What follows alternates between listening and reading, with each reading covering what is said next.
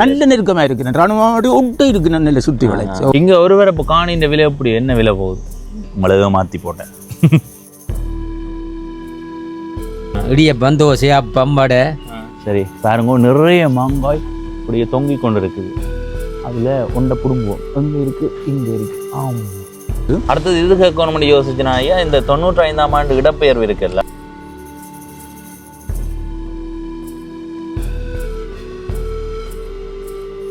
இது 35 வருஷமா இருக்கு. 35 ஆண்டு 35 வருஷமா இருக்கு. நீங்க தான்? ஓ, நானே தான் நடத்தி கொண்டிருக்கேன்.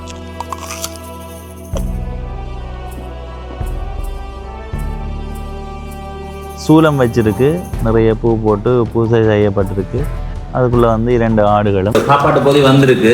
அதை சாப்பிடுங்கன்னு தார நாங்கள் ஐயாவுக்கு பட்டினி போட்டு நாங்கள் வண்டி சாப்பிட்டு அப்படியாண்டி நினைக்க கூடாது. ஐயா எங்களை நின்று பார்க்குறாரு, என்ன அன்பா இருக்கட்டும். ஒரு நாள் இல்லை இல்லை இல்லை அதுக்கு ஐயா ஐயோ கடாபுலே. நீங்கள் எப்படி பார்க்குறீங்க? முதுகலை பற்றி நாங்கள் இப்போ சொல்கிறதே ஒரு ஆபத்தான விடயம். நாளைக்கு நாங்கள் இருப்போமோ தெரியாது. வணக்கம் நண்பர்களே, நான் உங்கள் நண்பன் தர்சனாமிருத்தி பவனீசன். ஈழத்தில் யாழ்ப்பாணம் மாவட்டத்தில் இருக்கிற கச்சாய் என்ற ஊரினுடைய பகுதி 2வது காணொளி இது. பகுதி 1வது காணொளியில் எந்த இடங்களெல்லாம் உங்களுக்கு காட்டியிருக்கிறேன்றதை கூகுள் வரைபடத்தில் காட்டுறேன். அதுக்கு முதல் இப்போ நான் நிற்கிற இந்த பிரதான வீதியை பற்றி சொல்கிறேன். இது யாழ்ப்பாணம் இல்லை சாவகச்சேரி கச்சாய் பிரதான வீதி. இந்த பக்கம் போனால் கச்சாய், இந்த பக்கம் திரும்பி போனால் சாவகச்சேரி நகர பகுதிக்கு போகலாம். இப்போ நான் இந்த இடத்துல நின்று என்னுடைய பயணத்தை தொடங்க போகிறேன். கொஞ்சம் பிறங்கோ வாகனம் வருது, அந்த வாகனம் போனதுக்கு பிறகு கதைக்கிறேன். இடம்புலையோ இல்லை சரி, அப்படியே வாங்கோ. இதை பாருங்கோ, எழுதியிருக்கு கச்சாய் ஊரெல்லை வீதி, சாவகச்சேரி நகராட்சி மன்றம். இந்த கோயிலை பாருங்கோ.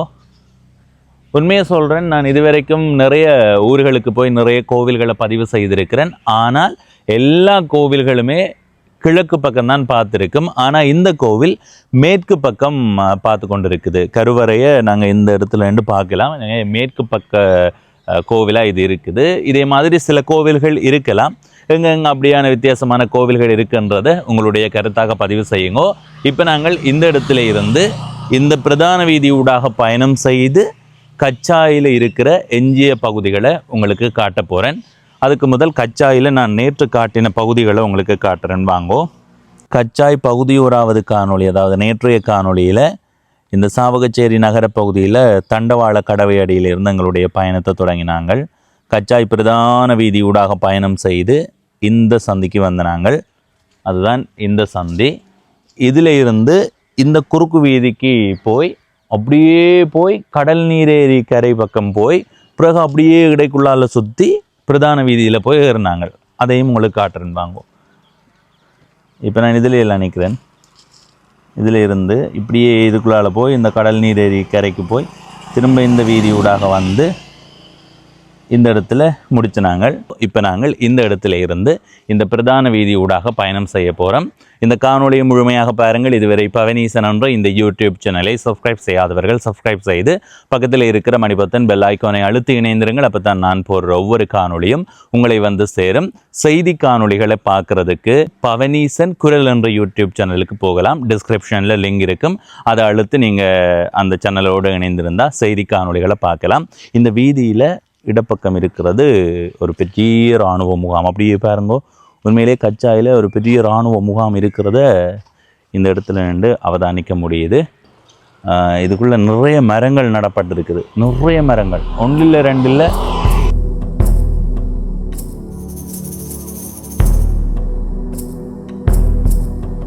சரி, நாங்கள் இனி எங்களுடைய பயணத்தை தொடங்குவோம். சரி, இப்போ கச்சாய் பிரதான வீதியால் பயணம் செய்கிறேன். இந்த வீதியில் வலப்பக்கம்தான் கச்சாயண்டு நிறைய பேர் சொன்னவர்கள். இப்போ நாங்கள் வேகமாக பயணம் செய்வோம். இல்லை வலப்பக்கம் பார்த்து கொண்டு வாங்கோ. உண்மையிலே நல்ல சோலையாக இருக்கு என்ன வீடுகள் எல்லாம். தென்மராட்சி இருந்தாலே சொல்லவா வேணும்.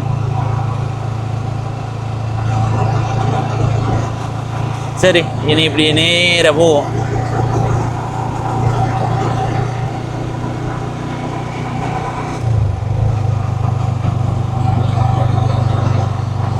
தொடர்ச்சியாக இந்த வீதியில் 2 பக்கமுமே திக்கு திக்கான குடியிருப்புகள் வந்தது. இப்போ நாங்கள் ஒரு வளைவில் திரும்ப போகிறோம். ஆனால் எதிரில் வயல்வெளியை பார்க்க முடியுது. ஓ, வயல்வெளி. இதில் வெலை பக்கம் பாருங்கோ வயல்வெளி. அப்படி அந்த பக்கம் பாருங்க பனை தண்ணி என்று நல்ல சோலையாக இருக்குது. அப்படியே பார்க்குறதுக்கு வடிவாக இருக்குது. அடுத்தது இந்த பக்கம் பாருங்க, இதில் இடப்பக்கம் இதில் ஒரு பிள்ளையார் கோவில் இருக்குது. ஒரு சின்ன குட்டி கோவில் தான். பாருங்க வயல்வெளியை. அதில் இருக்கிறது பிள்ளையார் கோவில் தான். அது பிள்ளையார் கோவில். ஆனால் அது வேறு ஊருக்குள்ளே வருது. நாங்கள் ரெண்டு கச்சாயத்தான் பார்க்க வந்திருக்கிறோம். அப்படின்னா கச்சாய்க்கு போவோம். நேராக பார்த்து கொண்டு வாங்கோ.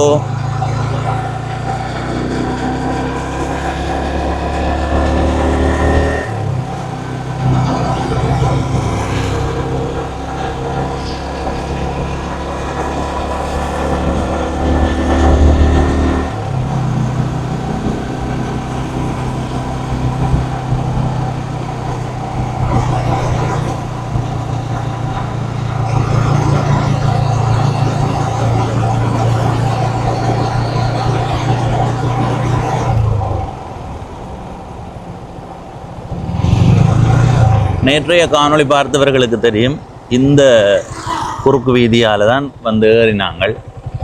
சரி, இனி இதுக்கு இங்கால நாங்கள் போகாத இடம் இப்படியே பயணம் செய்து பார்ப்போம்.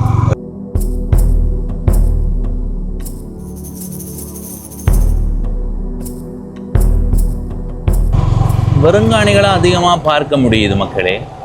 இதில் வர ஐயாவோட 2 கதை கதைச்சு பார்ப்போம். இப்போ வணக்கம் ஐயா. வணக்கம். உங்களோட பெயர்? கந்தசாமி. கந்தசாமி. இப்போ நாங்கள் நிற்கிறது கச்சாய் தானா? கச்சாய். கச்சாய் எந்த இடத்துலேருந்து ஆரம்பிக்குது? கச்சாய் இங்கே இந்த ரோட்டில் இருந்து அங்கால இந்த வீதியில் இந்த பக்கம் தான் கச்சாய். அப்போ வீதியின் அந்த பக்கம் வெள்ளாம்பூக்கட்டி. இங்கே வாழ்கிற மக்களினுடைய வாழ்க்கை முறை என்ன? அதிகமாக தோட்டம் மதுகள் செய்து மற்றது வயல் விதைச்சு. கூடுதலாக இது தோட்டமா வயலா? கூட நெல் வயலா? தோட்டம் தான் கூட, வயல் உறவு.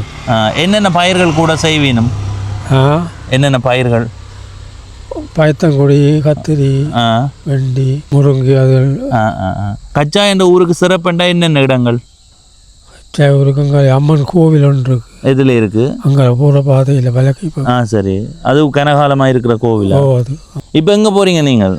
கடைக்கு போகிறோம். நடையில் ஒவ்வொரு நாள் நடந்து போகிறதா இல்லை இன்றைக்கு மட்டும்தானே? எல்லாம் நடந்தான் போகிறது. சைக்கிள் ஓடுற இல்லை. இப்போ என்ன வேலை செய்து நீங்கள் ஆரம்பத்தில்? நான் சீனி அடிப்பேன்னு சொல்கிறேன். இப்போ எப்படி இருக்கும் கொண்ட ஓய்வு காலம்? ஓய்வு காலம் வருத்தங்கள், அது எழுதுகளை அப்படி.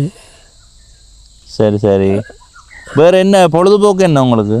பொழுதுபோக்கு ஒன்றும் இல்லை, பேப்பர் வாசிக்கிறோம். அப்போ உங்களுக்கு எத்தனை வயது இப்போ? 79. 79. நல்ல ஆரோக்கியமாக நடந்து தெரியுதுங்க. நாங்கள் ஐயா 40 வயதுலேயே நடக்கிற மாதிரியா நோமோ இல்லையோ? இப்போ இளைஞர்கள் இப்போ இருக்கிற ஆட்களுக்கெல்லாம் நிறைய பேருக்கு இந்த நடக்க முடியாத நோய்கள் எல்லாம் வந்துடுது, எலும்பு நோய்கள். அப்போ ஆரோக்கியமாக இன்னும் நீண்ட காலம் வாழணும்னு மனசார வாழ்த்து. சரி ஐயா, நன்றி நன்றி நன்றி.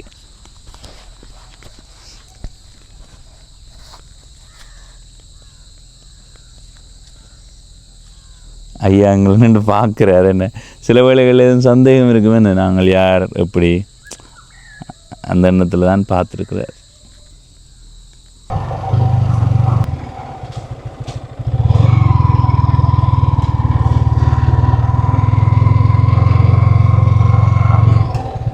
அம்மா ஒரு மாங்காய் பிடுங்கட்டா? பிரச்சனை இல்லையா? ஒன்று பிடுங்குறேன்.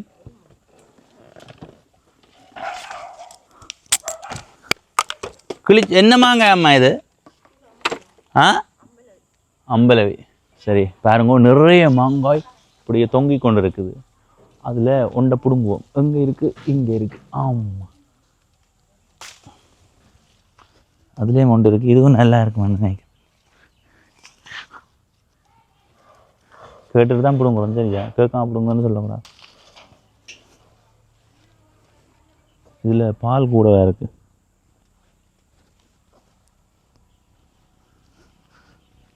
அதில் குத்தி கொண்டு ரொம்ப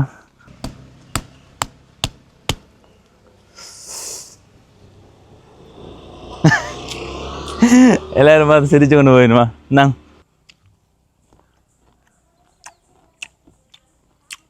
அது பிடிக்கலையா? புளியில சாப்பிடுவேன். பிடிக்கல இல்லை?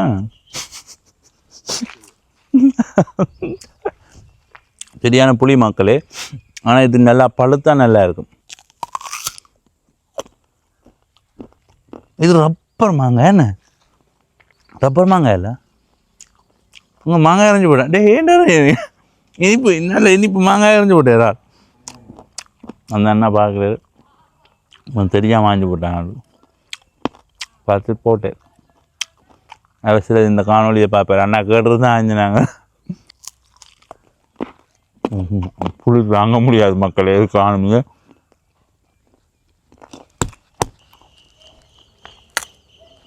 இதை சாப்பிடுவேன். இது நல்ல இனிப்பாக இருக்கிற திறம் இனிப்பை எங்கேயும் கிடைக்காது. இது நல்லா இருக்கு.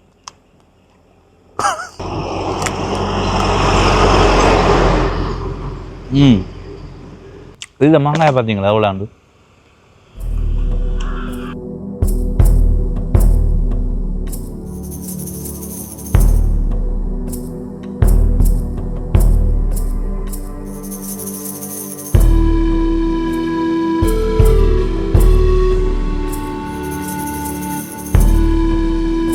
மாங்காய் அப்படியே காய்த்து குலுங்கி கொண்டு இருக்குது.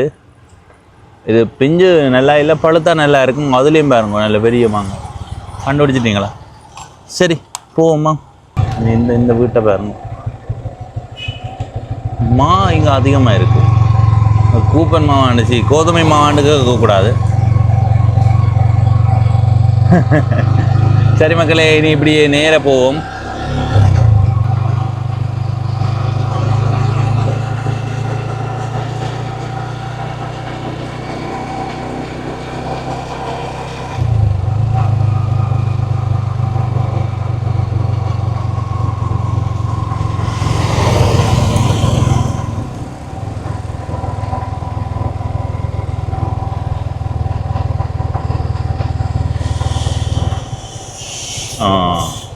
பாருங்கோ, இதில் ஒரு கோவில் அப்படியே பாருங்க. அந்த முன் பகுதியை அம்மன் கோவில். இந்த கோவில் பகுதிக்கு நாங்கள் நேற்று முன்தினமே வந்துட்டோம். இப்போ இதுவரைக்கும் நாங்கள் பதிவு செய்ததை இப்போ தான் பதிவு செய்த நாங்கள். அன்றைக்கு என்னென்ன பதிவு செய்த நாங்கன்னு பாருங்கோ. இப்போ கச்சாய் அம்மன் கோவில் அடியில் நிற்கிறேன். இதுதான் கோவில் அமைப்பு. அதை பார்க்குறதுக்கு முதல் இந்த இடத்த பாருங்கோ. நிறைய மரங்களை பார்க்க முடியுது. இதால் இப்படியே கொஞ்சம் தூரம் போய் வருவோம். வாங்கோ, இந்த பக்கத்தால் போயிடுவோம். இது ஆலமரம் இல்லை. இந்த மரத்தின் பெயர் தெரிஞ்சவர்கள் சொல்லுங்க. ஆலமரத்தை விட இது கொஞ்சம் வித்தியாசமாக தெரியுது. முன்னுக்கு வாங்க. இது பிடிச்சிருக்கு எனக்கு இந்த இடம். அண்ணா இது என்ன மரம் அண்ணா? சரி, இதுக்குள்ளே பாருங்க. இந்த மரத்துக்கு கீழே இந்த அமைப்பு உண்மையிலே எனக்கு பிடிச்சிருக்கு. என்னண்டு? சரி, நான் அதில் கேட்டு பார்க்குறேன். இந்த இடத்த பாருங்க, சுத்த வர வேலி மாதிரி போடப்பட்டிருக்கு. அதாவது தென்னை ஓலையால் கிடுகன்னு சொல்லுவோம். இதுவும் எனக்கு என்ன 5 தலை நாகம் மாதிரி தெரியுது. அம்மன் கோவிலுக்குரிய ஒரு அமைப்பு தான். இந்த சூழலில் நிறைய மரங்களை பார்க்க முடியுது. அப்படியே மேலே பாருங்க. அடுத்தது இந்த இடத்த பாருங்க. இதில் கட்டி விடப்பட்டிருக்கு. இதில் நல்லா இருந்து அமைதியை தேடலாம். அப்படி இருக்கு இடம். இதில் வேண்டுதல், ஆலயத்தில் வீண் வார்த்தை பேசுவதை தவிர்க்கவும். சரி, நாங்கள் வீண் வார்த்தை பேசாததால் சரி, பிரச்சனை இல்லை. இப்போ இந்த கோவிலினுடைய அமைப்பை பாருங்க. உண்மையிலேயே முன்னுக்கு இருக்கிற அந்த கட்டட அமைப்பு மிக சிறப்பாக இருக்குது. அதை இசையோட பாருங்க.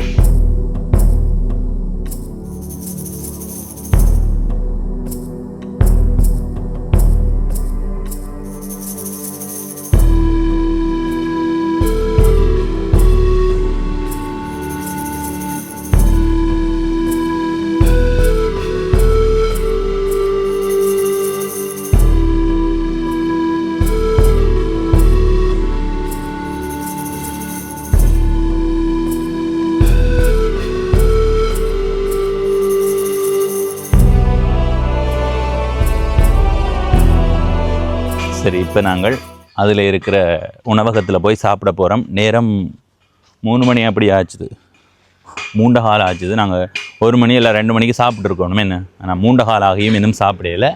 அதில் இருக்கிற அந்த மரம் என்னன்றதை இந்த கடையில் போய் கேட்போம். இதில் ஒரு ஐயா இருக்கிறாராம், அவர்கிட்ட போய் கேட்போம். வாங்கோ, கிருபா சைவ உணவகம். சைவ உணவகத்தில் சைவ சாப்பாடு தான் இருக்கும், போய் சாப்பிடுவோம். வாங்கோ, இன்றைக்கு சனிக்கிழமை. ஐயா, அதில் இருக்கிற மரம் என்ன மரம்? இந்த இத்தி இத்தி மரம். அவங்களோட பெயர்? என் பேர் வன்னியசிங்கம். என்ன பேர் கடைக்கு? கடைக்கு கிருபா உணவகம். எவ்வளோ காலம் இருக்கு? இது 35 வருஷமா இருக்கு. 35 ஆண்டு? 35 வருஷமா இருக்கு. நீங்கள் தான்? ஓ, நானே தான் நடத்தி கொண்டிருக்கிறேன். சைவ உணவகம் தான்? சைவ உணவகம். ஒரு நாளைக்கு நீங்கள் என்னென்ன சாப்பாடு செய்வீங்க? இடியப்பம், தோசை, அப்பம், வடை, இட்லி, இதெல்லாம் போட்டு காலமையில இப்போ முந்தி சோறு ஆச்சுன்னாங்க. சோறு அப்பம் தான். என்ன சாப்பாடு? இனி பின்னத்தில் ஒன்றும் இல்லை. விடிய சாப்பாடு? விடிய சாப்பாடு காலமையில முந்தி மத்தியானத்தில் சோறு போட்டாங்க. அப்போ இந்த கொரோனா பிரச்சனை வந்தா போல சோறு சமைக்கிறேன். இப்போ சோறு சமைக்கிறேன். பசிக்கு என்ன சாப்பாடு? சோறு சமைக்கிறேன். என்ன சாப்பாடு கடையில் விற்பனைக்கு இருக்கு? விற்பனைக்கு பிஸ்கெட்டுகள் இதெல்லாம். ஒரு சாப்பாடும் இல்லையா? முடிஞ்சுதா? ஓ, எல்லாம் முடிஞ்சது. நாங்களும் ஒரு குறிப்பிட்ட கணக்கு தான் போடுவோம் சாப்பாட்டை. இது வந்து உள்ளூர் கடை தானே, இது ஒரு கிராம கடை தானே. இப்போ கிராம மக்களுக்கு ஆகிய காலமையில் பள்ளிக்கூட ஸ்கூல் பிள்ளைகள் அதுகளுக்கு ஆகிய சாப்பாடுகளை செய்து வச்சு கொண்டு இருப்பான். சரி சரி சரி. நாங்கள் உள்ளுக்கு ஏதாவது வாங்கி சாப்பிட்டுட்டு கொஞ்சம் ஃபோன் மற்றபடி அதுக்கு பிறகு உங்களோட கொஞ்சம் என்னவோ என்னவோ என்ன இருக்குதோ. ஐயோ, ஒரு சாப்பாடும் இல்லையாமே மக்களே. அப்போ நீங்கள் ஏதாவது பிஸ்கெட் சாப்பிடுவோம், நான் தண்ணியாக குடிக்கணும். வாங்க, இதில் எங்கள் ஃபோன் கொஞ்சம் சார்ஜ் வரணும். ஏறினதுக்கு பிறகு அந்த ஐயாட்ட இந்த கோவில் தொடர்பாக சில வார்த்தைகளை கேட்டறிவோம். சரி, நாங்கள் கடையில் சாப்பிடுவோம்னு வந்தாங்க. கடையில் சாப்பாடு முடிஞ்சுதான், அதனால நாங்கள் வேறு என்ன இருக்குன்னு கேட்டு நாங்கள் சாப்பிட்றதுக்கு. ஐயா தனக்கு வந்த சாப்பாடு எங்களுக்கு தார. இப்போ நீங்கள் சாப்பிட்டீங்களோ? வடிவா சாப்பிடுங்க, இதை நீங்கள் போட்டு வடிவா சாப்பிடுங்க. வந்த இடத்த ஐயா சாப்பிட்டாராம். ஒரு சாப்பாட்டு போதி வந்திருக்கு, அதை சாப்பிடுங்கன்னு தார. நாங்கள் ஐயாவுக்கு பட்டினி போட்டு நாங்கள் வண்டி சாப்பிட்டு அப்படியா நினைக்க கூடாது. அப்போ நீங்க சாப்பிட்டீங்க? சாப்பிட்டேன், வடிவா சாப்பிட்டேன். துவசை சோறு வந்தது. சரி, எனக்கு வந்து ஒரு கண்ணகி எப்படி அருள் வந்திருக்கு, அன்பளிப்பு தந்தவர். அப்ப நான் எனக்கு வந்த சோறு நான் சாப்பிட்டு வச்சுட்டேன். அப்ப யாருக்கு கண்டாலும் கொடுப்பான். சரி, நாங்கள் போட்டு சாப்பிடுவோம். நாங்கள் போட்டு சாப்பிடுவோம். சரி சரி. எங்களுக்கு ஒரு தண்ணி போட்டு தாங்க, குளிராவணும். சோடாவே இவருக்கு சோடா கொடுங்க. என்ன சோடா வேணும்? நீங்க குடிக்க போறீங்க? பெப்சி அண்ணா. பெப்சி சின்ன வடியோ? வடிதான். இப்படி போட்டு குலை கேட்டேன். எப்படி வச்சுட்டு ஏன் போட்டு குழைக்கும். நாங்கள் அங்க இதுல சாப்பாடு கடையை கண்டுட்டு நான் சோடா குடிக்கிறது இல்லையா. இனிப்பே சாப்பிட்றது இல்லை நான். இல்லை, எனக்கு அந்த சோரண்டு இல்லைன்னா உடம்பு குறைக்கிறதா விட்டுனேன். அது குறைஞ்சிருதா? திரும்ப சொல்லுங்க ஐயா. ஐயா என்ன ஐயா ஐயா என்ன மெல்லி எப்படி என்னடா ஐயா சொல்றது? என்ன செய்யறேன்னு தெரியாம இருக்கு.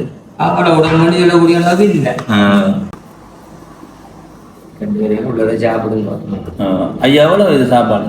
என்னது இந்த சாப்பாடு? எனக்கு சாப்பாடு உங்களுக்கு காட்சி இருக்கிறது. அப்படி கிடைக்க பயன்படுத்தி விற்கணும். அப்படி ஒரு காலம். சரி, சாப்பிட்டு வரோம். எப்படி இருக்கணும் ஒரு வாய் சாப்பிட்டு.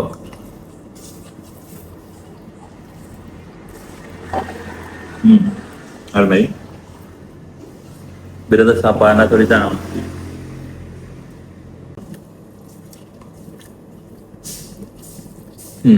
சாப்பிடுவாங்க. அன்பா இருக்கட்டும். ஒரு நாள் இல்ல இல்ல இல்ல அதுக்கு ஐயோ ஐயோ கடவுளே, இது அன்பா இருக்கட்டும் ஐயா. எப்படிங்க காணொலி பதிவு செய்துட்டு சாப்பிட்றதுக்கு வந்து நாங்கள் சாப்பிட்டுட்டோம். எங்களுக்கு சக்தி ஏற்றியாச்சு, ஆனால் ஃபோனில் சத்து இல்லை. இந்த காணொலியை இப்போ நாங்கள் பதிவு செய்து கொண்டிருக்கும் போது எங்கள்ட கைபேசியில் வந்து சக்தி இல்லாமல் போச்சுது. கவலைப்படுது, அது தனக்கு சக்தி இல்லை, சக்தியை ஏற்றி போட்டு பதிவு செய்யண்டு. அப்போ நாங்கள் இப்போ 3:30 ஆகினதால் வீட்டை போகிறோம். இந்த காணொலியினுடைய தொடர்ச்சியை நாங்கள் திங்கட்கிழமை வந்து பதிவு செய்து சேர்த்து உண்டா தருவோம். சரி ஐயா, நன்றி. சென்று வாரம் மகிழ்ச்சி. நீங்கள் சாப்பாட்டு காசு வாங்க மாட்டீங்க? சந்தோஷம். எனக்கு நீங்கள் சாப்பாடு காசு வாங்கி போக மாட்டோம். சரி ஐயா, சரி, மகிழ்ச்சி மகிழ்ச்சி. நேற்று முன்தினம் பதிவு செய்த அந்த காட்சிகளை உங்களுக்கு தந்திருந்தேன். இந்த கடையடியில் வந்து அந்த ஐயாவோடையும் கதைச்சதை நீங்கள் பார்த்துருப்பீங்கள். நான் இந்த காணொளியில் நேற்று முன்தினம் பதிவு செய்தது தெரியக்கூடாதுன்றதுக்காக இன்றைக்கு அதே உடுப்பை போட்டு கொண்டு வந்து உங்களை மாற்றி போட்டேன். இப்போ நாங்கள் இதில் இருந்து அடுத்தடுத்த கட்டமாக போவோம் வாங்கும். சரி, அந்த ஐயாவோட கதைச்சி போட்டு இப்போ நாங்கள் இந்த வீதியூடாக பயணம் செய்கிறோம். இதால் போய் உள்ளுக்கு ஏதாவது கோவில்கள் இருந்தால், சிறப்பான இடங்கள் இருந்தால் பார்த்து கொண்டு வருவோம். மாலை வேளையில் மிக சிறப்பாக இருக்குது இந்த இடம். ஏன்னு சொல்லுங்க ஆகும், நல்ல பச்சை பசையிலண்டு இருக்குது. இந்த வீதியால் இப்படியே பயணம் செய்கிறேன், இப்படியே பார்த்து ரசித்து கொண்டு வாங்குவோம்.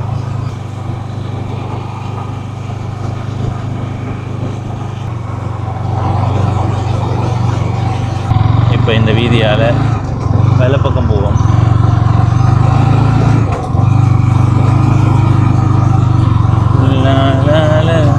சில இடங்களில் தார் வீதி போடப்பட்டிருக்குது, சில இடங்களில் தார் வீதி போடப்படவே இல்லை. அதனால்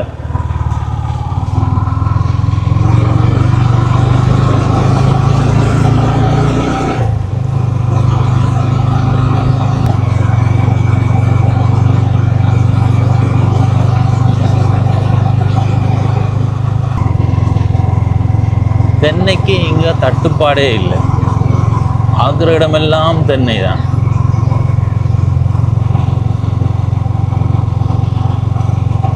கச்சாயில் இருக்கிற பூங்கடி பிள்ளையார் கோவில் அடிக்க வந்துட்டேன். பூங்கடி பிள்ளையார் கோவில் பாருங்க, கோபுர அமைப்போட வடிவான அளவான குட்டி கோவில். இந்த கோவிலினுடைய தெற்கு பக்கம் பாருங்க கடற்கரை, அதாவது கடல் நீர் ஏரி.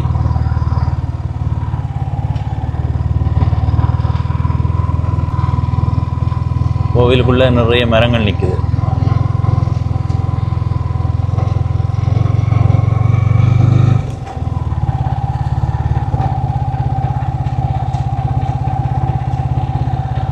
ஆலமரம். இப்படியே போய் இன்னொரு கோவிலடியை உங்களுக்கு காட்ட போகிறேன்.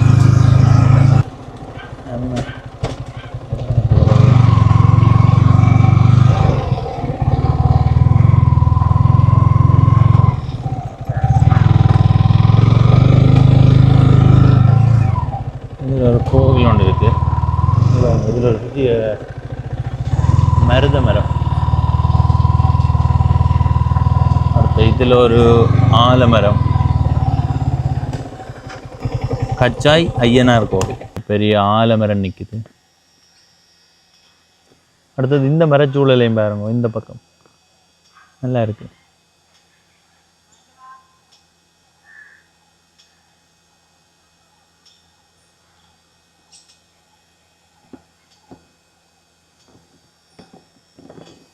கனகாலமா இந்த மரம்?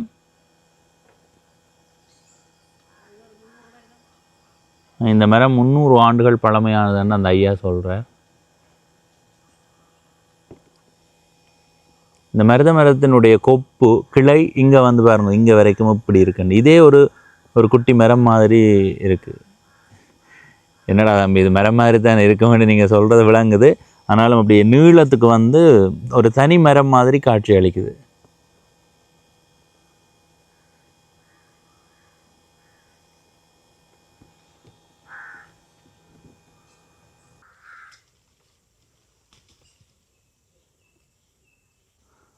பாருங்க, இந்த இடத்துல மருத மரத்தினுடைய இலைகளை இந்த ஆடு சாப்பிட்டு கொண்டு இருக்குது.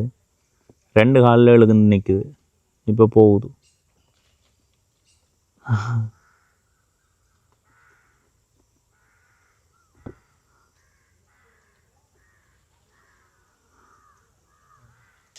அந்த கொப்பில் இருக்கிறதெல்லாம் இந்த ஆடு தான் சாப்பிட்ருக்கேன்னு. அந்த கிளையை பாருங்க. திறமை திறமை. ஆலமரத்துக்குள்ளே இருக்கிற கோயிலில் சூலம் வச்சிருக்கு, நிறைய பூ போட்டு பூஜை செய்யப்பட்டிருக்கு. அதுக்குள்ளே வந்து 2 ஆடுகளும் சாப்பிட்டு கொண்டு இருக்குது. பூவை சாப்பிடல. பூவை சாப்பிடுது என்ன? அந்த கோன் பூவை சாப்பிடுது. இதை நிறைய பேர் பார்த்துட்டு நீங்கள் பவனீசன் அதில் இருந்து நீங்கள் ஆட்டை கலைச்சிருக்கலாம் தானே. இறைவன் உயிர்களுக்கானவன். அந்த இறைவனுக்கு வந்த அந்த பூவை இன்னொரு உயிர் சாப்பிட்டு உயிர் வாழுது. அப்போ இறைவன் அந்த ஆடு பசியோடு இருக்கும்போது எங்கள் மூலமாக உணவளிக்கிறான். இதுதான் இயற்கை வழிபாடு. சரியா? அதனால் நாங்கள் அதை தொந்தரவு செய்யக்கூடாது. முடிச்சு போட்டு விடுவோம். ஆடு நிறைய இடத்து சொல்கிறேன், மரத்தை வெட்டினா ஆளை முடிச்சு விட்டுருமெண்டு. நான் ஒரு உயிருக்கு சாப்பாடை கொடுத்து அப்படி நடக்கிறதில்ல, கவலைப்பட போகிறதில்லை. அதை சரியான முறையில் பிடிங்கி கொடுத்து விடுவோம்.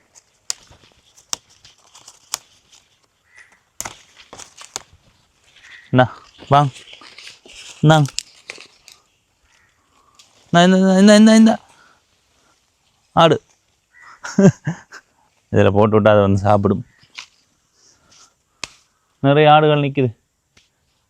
சரி போவோம். ஒரு கதைக்கு நான் போயிருக்க சின்ன ஒரு மயக்கம் வந்து தலை சுற்றுதண்டு. இன்றைக்கு மத்தியானம் சாப்பிடல தானே, தலை சுற்றுதண்டு. வைத்தியசாலைக்கு போனால் இவன் போய் சொல்லுவான்ட்டு, அவன் ஒரு ஆலமரத்தில் அந்த இலையை பிடிங்கினவன் அதாத்தான் இருக்குமோண்டு. அப்படி இல்லாமல் இல்லை. காகம் இருக்க பனம்பழம் விழுந்த மாதிரி சிலது நடக்கும். மரத்தை அழிக்கணுமென்று யோசித்தா கட்டாயம் ஆபத்து தான். ஒரு உயிருக்கு சாப்பாட்டை கொடுக்குறதால ஏதாவது நடக்குமா? அப்படி நடந்தால் இறைவன் இல்லை. இறைவனை நான் நம்புகிறேன், கடவுளை ஒன்றும் செய்தாது. மருத மரத்தினுடைய காயை பாருங்க. விழும்புளி பழம் சாப்பிட்டீங்களா? அந்த விழும்புளி பழம் மாதிரி இருக்குது, ஆனால் சாப்பிட்ற மாதிரியான அந்த தன்மையிலே இல்லை. உள்ள பாருங்க, மரத்து பாருங்க, உள்ளுக்கு பாருங்க. எத்தனை கொப்புகள் என்ன பிள்ளைய பார்த்தீங்களா? சரி இப்படியே போவோம்.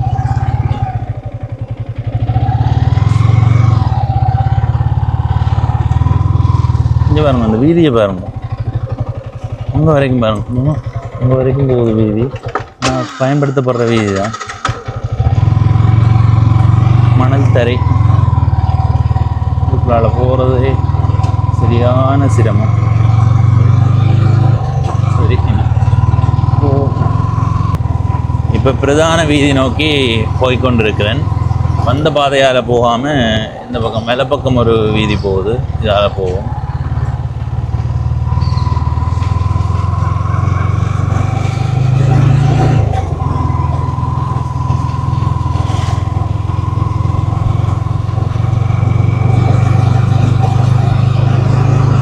இங்கே நிறைய வருங்காணிகளை தான் பார்க்க முடியுது. வருங்காணிகள் எல்லாம் தென்னந்தோப்பாக இருக்குது. குடியிருப்புகள் திக்கு திக்காக தான் இருக்குது இந்த ஊரில்.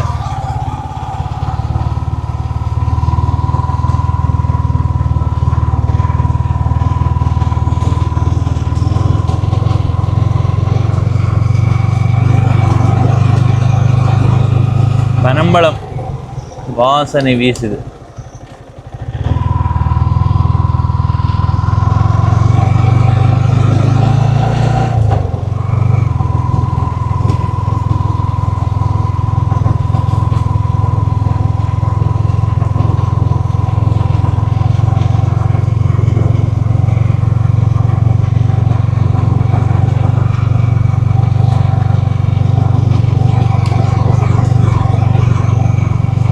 பிரதான வீதி மட்டும்தான் மக்களே போட்டிருக்கு. மற்ற வீதிகள் எல்லாம் எங்கேயாவது ஒரு இடத்து தான் போட்டிருக்கு. மற்றபடி எல்லாம் மணல் தரைகள் தான். இந்த ஊரில் இருக்கிறவர்கள் உங்களுக்குரிய பிரதிநிதிகளுக்கு அழுத்தம் கொடுத்து அவர்களை வீதியை போட வையுங்கள்.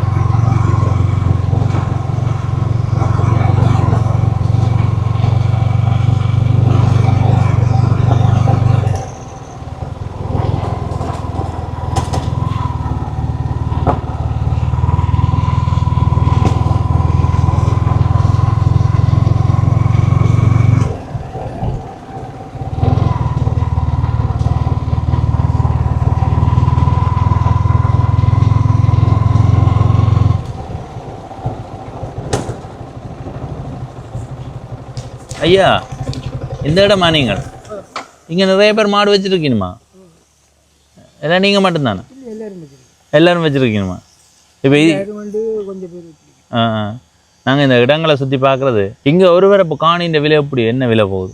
இங்கே ஒரு வரப்பு காணின்ற விலை 12 லட்சம் 18 லட்சம். ஆனால் இப்போ கூடுதலாக பார்த்தா தென்னந்தோப்பாவும் வெறுங்காணியாக தானே இருக்குது. அதுதான் வீடுகள் குறைவில்லை என்ன? வீடுகள் கூட. மற்றபடி 12 லட்சம் போகுதா வீதியோரங்களில்? அப்படித்தான் வீதியோரங்களில் 15 20. இது உள்ளுக்கு இங்கே 12 13. அது குறையாக வேண்டியல. அங்கே அதில் இப்போ வீடு கட்டுறவங்க 22 லட்சம் ஒரு அந்த வயலுக்குள்ளே இருக்குது. வெளிநாடுகார வாங்கி. இப்போ முதலோட ஒப்பிடும்போது கூடி இருக்கா இல்லை அப்படியே தான் இருக்கா? முதல் 1 லட்சம் 1.5 லட்சம் அந்த 10,000 15,000 இப்போ அப்படியே. நீங்கள் எத்தனை மாடு வச்சுருக்கீங்க? என்னட்ட 5 பால் மாடா இல்லை? பால் தோட்டம் செய்கிறீங்களா? இல்லை என்னென்ன வேலை செய்கிறீங்க? நான் போஸ்ட் ஆஃபீஸில் வேலை. நான் போஸ்ட் ஆஃபீஸில் பென்ஷன். பென்ஷன் எடுத்த எவ்வளோ காலம்? 2017 வயல் இங்கே தானா? கச்சாயில் தான் இருக்கா? இல்லை பூனேரி. பூநகரியில் தான் வயல் வச்சுருக்கீங்க. இங்கே இந்த ஊர் நான் கதைச்ச வரைக்கும் நிறைய பேர் வன்னியில் வயல் வச்சுருக்கணுமா? எல்லாருக்கும் வன்னிலாம் வயல். 3 பேருக்கும் வன்னியில் பூனேரியில் எல்லா இடமும். எனக்கு தெரிஞ்சு இங்கே வன்னி பக்கம் வயல் இருக்குன்னு சொன்னவே கிளிநொச்சியிலையும் வச்சுருக்கணும். உங்களுக்கு எத்தனை ஏக்கர் காணி இருக்காங்க? என்னட்ட 16 ஏக்கர். இப்போ இங்கேருந்து போய் வயல் செய்து போட்டு வர்றது உங்களுக்கு சரியாக இருக்குமா? என்ன டிராக்டர் நிற்கிது, டிராக்டரில் போய் விழுவிட்டு எங்களை டிராக்டர் நிற்கிது போய் விழுவிட்டு வரோம். இப்போ டிராக்டரை விட்டுட்டு வந்துட்டா நீ 4 பேர் சொல்லு. சரி ஐயா, நன்றி நன்றி ஐயா, நன்றி.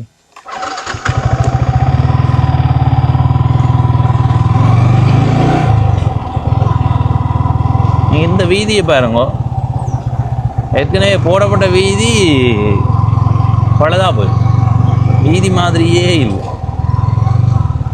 12 லட்சம் இப்போ நீங்கள் பார்க்குறதெல்லாம் சும்மா கிடக்கிற மாதிரி கிடக்கும். ஆனால் இங்கே வந்து ஒரு பேரப்பு காணி தாங்கோ என்ன விலைன்னு கேட்டால் 12 லட்சத்துக்கு கூட தான் சொல்லுவார்கள்.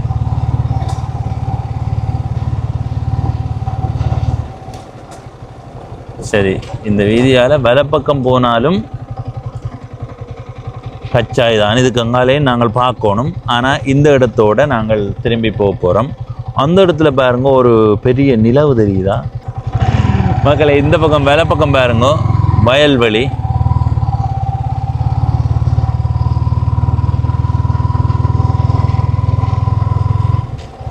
சரி, இப்படியே நேர போவோம். நேர போய் ஒரு ஐயாவோட இப்படியே நேர போக போகிறேன்.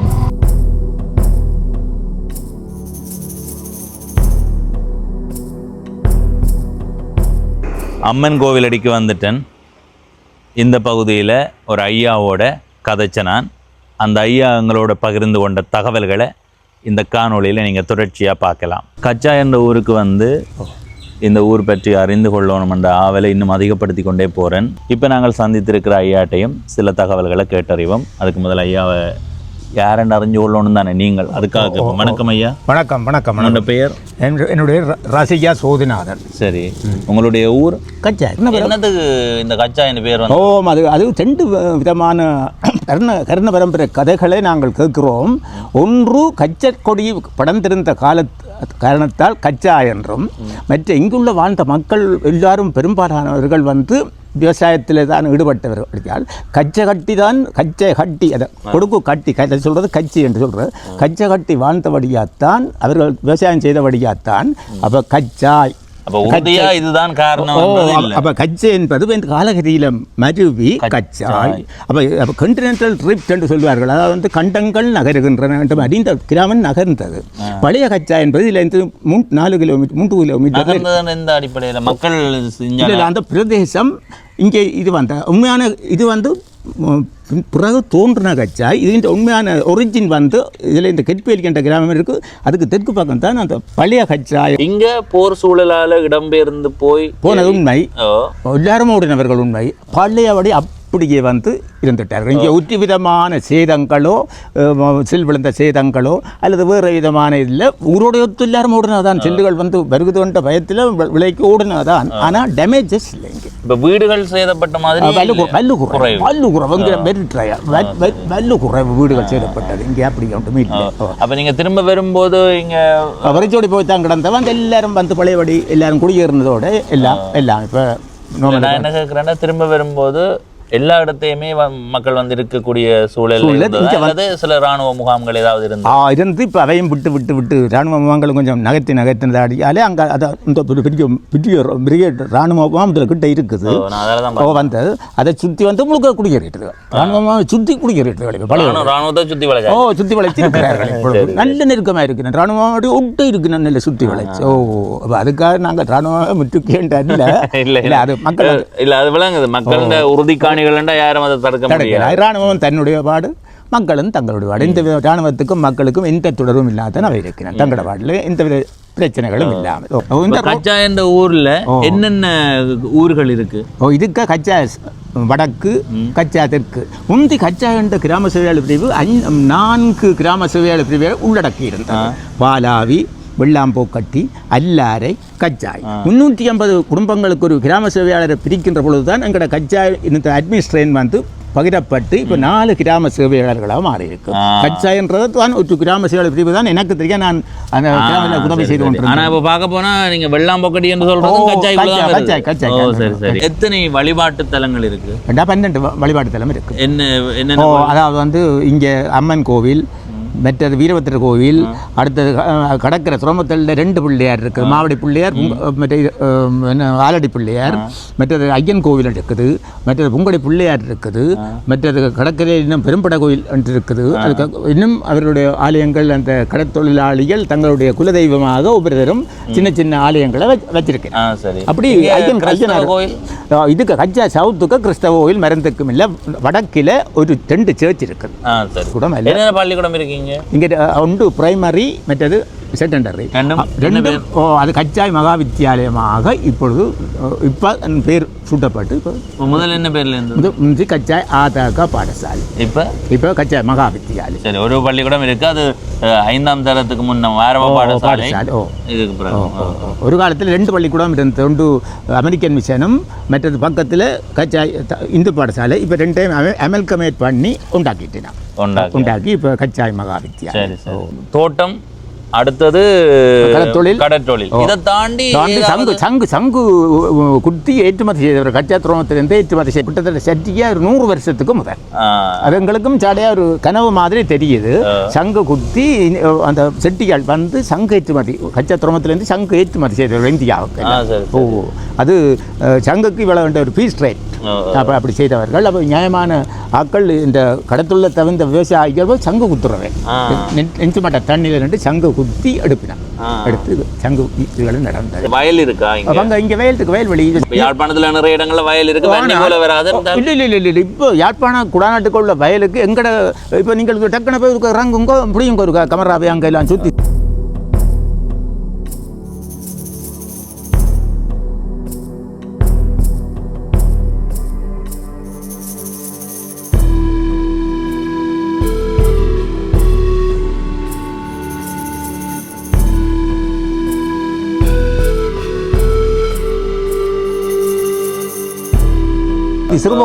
சிறுபோகம் செய்யறதா? பங்கிருங்க செய்து அரசாங்கத்தை யாழ்ப்பாணத்துல குளம் இல்லை. இங்க எங்கட குளம் 1/2 கிலோமீட்டர் நீளம். பங்கிருங்க சிறுபோகம் நடக்குது. இல்ல யாழ்ப்பாணத்துல குளங்கள் இருக்கு, மேத்தத்துல இருக்காதுல்ல தண்ணி. இது எங்களுக்கு தண்ணி போட்டிகளுக்கு இருக்குது. 1/2 கிலோமீட்டர் குளம் இருந்தாலும் இப்ப வாய்க்கால் வழியா போகுதா? இது பம்ப் பண்றோம். அப்போ 15 ஏக்கர் யாழ் குடாநாட்டுக்கு சிறுபோகம் செய்கிறேன்னு சொன்னா அது கச்சா கிராமத்தை தவிர வேறு எந்த கிராமத்திலும் கிடையாது. 50 ஆண்டுகளுக்கு முன்பு எப்படி இருந்தது? செல்வ செழிப்பா இருந்த இடமா அல்லது சாதாரணமா இருந்து படிப்படியா முன்னேறி வந்திருக்கா? இப்போ இங்கே முன்னேறன்னு சொல்கிற அளவுக்கு இங்கே இப்போ வெளிநாடு ஒரு அதாவது எல்லாருக்கும் உங்களுக்கு தெரியும். ஒவ்வொரு வீட்டிலையும் 2-3 பிள்ளைகள் வெளிக்கால நிற்கிறாங்க. ஆமாம். இங்கே 100 பிள்ளைகளுக்கு மேலே இருக்கிறாங்க. இந்த கச்சா சவுத்தில் மட்டும் 100 பிள்ளைகளுக்கு மேலே வெளிநாடு. அப்போ நாங்கள் நினைக்கிற கச்சாய் தெற்கு தான் இருக்கிற கதைக்கிறீர்கள். இந்த இது வந்து கச்சாய் கிளாலி பெரும்பீரி கச்சாய் கிளாலி பெரும்பீரி சாவச்சேரி பெரும்பீரி. அப்போ இது வந்து கச்சா சவுத்துலேருந்து கதைக்கிறது. இந்த வீதிக்கு அங்கால கச்சா நோத், அந்த வயல் கச்சா நோத்து கடல், வடக்கு கடல். அடுத்தது இது கவர்மெண்ட் யோசிச்சுனா இந்த 95ஆம் ஆண்டு இடப்பெயர்வு இருக்குல்ல, 2000 தான் எங்களுக்கு இடப்பெயர்வு வந்தது. இல்ல அதுக்கு மேல நீங்க சொல்ற விளங்குது. இப்ப நாங்க இருக்கிறது அங்க அது 90 நாங்களெல்லாம் அங்க அம்மா அப்பா எல்லாம் இடம்பெயர்ந்து வந்து நான் பிறந்தது சாவகச்சேரி. தெரியும் அதாவது அது 90. நான் என்ன கேக்குறேன்னா சில பேர் கிளாலி வரைக்கும் போய் திரும்ப வந்தவர்கள் 96 அங்க கிளாலி வரைக்கும் போய் கிளாலிக்கு எதால போனவே அங்க போய் போனோம். கிளாலிக்கு போவதாக இருந்தால் யாழ்குடா நாட்டில் எந்த வீதியால் போகிறாலும் இதுதான் பாதை. இது சொல்றான் கிளாலி சாவகச்சேரி பெரும் வீதி என்று சொல்லலாம். நேர போய் குறிஞ்சாத்தி உப்பளத்தில் இருக்கிறது. கிழக்கு நீங்கள் அடித்து கொண்டு போனால் பழ அல்லிப்பழ வரத்தி கிரத்தி ஒன்றெல்லாம் போய் கடைசியில் குறிஞ்சாத்தி உப்பளத்தில் இந்த ரோட்டு.